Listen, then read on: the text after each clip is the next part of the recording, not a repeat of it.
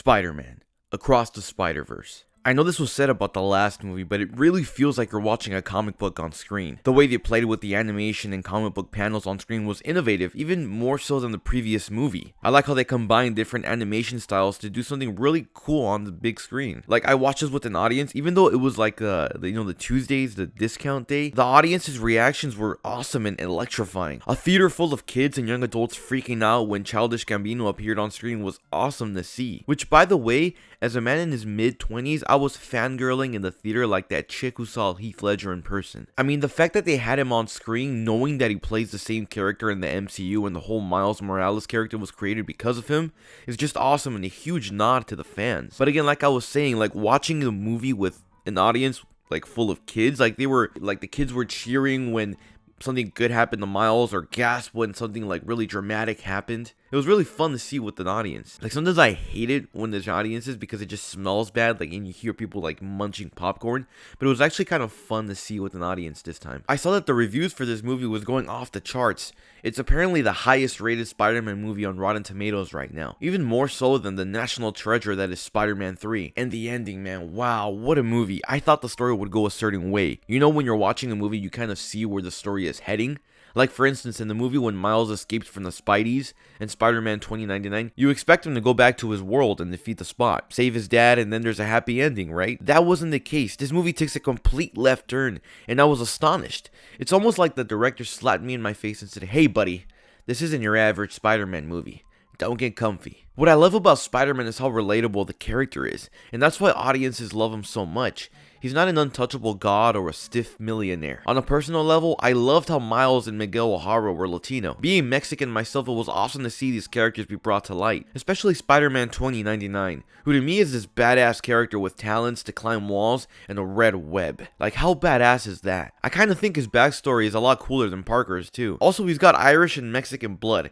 That's a badass combo. Just ask Mark Wahlberg. And if you can't relate to them, there's a whole bunch of other Spider-Man for audiences to relate to. There's Spidey from India, Peter B. Parker, who's back as a dad now, and Gwen Stacy, who we get to see a little bit of her past and what she's going through. I'd say this movie is just as much a Miles Morales movie as it is a Gwen Stacy movie. Both of these characters are dealing with grief while simultaneously trying to keep others from losing those closest to them by being superheroes. It's a movie about creating your own path and not letting others' preconceived ideas about you determine who you are. Where Miles tries to change the fate of his dimension and ignore the roles Spider-Man 29 has established for the Spider-Verse, Gwen makes her own family and fights to save what matters to her, despite being kicked out of the family she thought she had found with Miguel and the rest of the Spideys. Another thing that makes these movies shine is the music. I commend the filmmakers for knowing how to use music for suspense and really intense moments. The combination of music and crisp animation really helped the movie flow and have a rhythm to it that felt perfect. I don't know if it was Spider-Verse or Black Panther who did it first,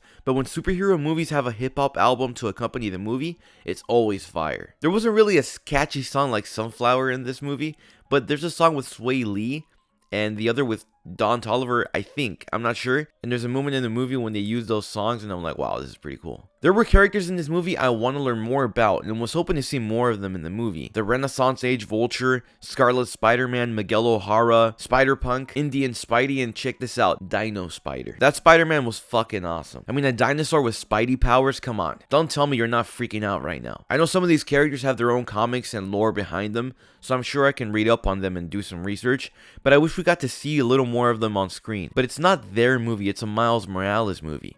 So it makes sense why I didn't focus on those characters. But it would have been a lot cooler if we did, man. And the movie ends on the cliffhanger, man. It's like, God, I can't wait to see this next version of the movie. And I liked how they combined live action with the animation. Because this like opens like a whole new realm of possibilities. Like, they can do animated characters, like their voice actors can play them on the big screen in live action, and they can like I could see like some kind of plot point in a Spider-Man movie where these characters travel to different dimensions and play their animated selves and then switch back to live action, if that makes sense. And I'd love to see Haley Steinfeld as Gwen Stacy. That'd be pretty awesome, man. All in all, this was a great Spider-Man movie. Lots of fun for both kids and adults, and it's one of the best Spider-Man movies, if not the best. If you enjoyed this video, consider liking and subscribing. I'll be posting more videos like this one. My name is Miguel O'Hara, and no puedo más, no puedo más. Gotta go to sleep.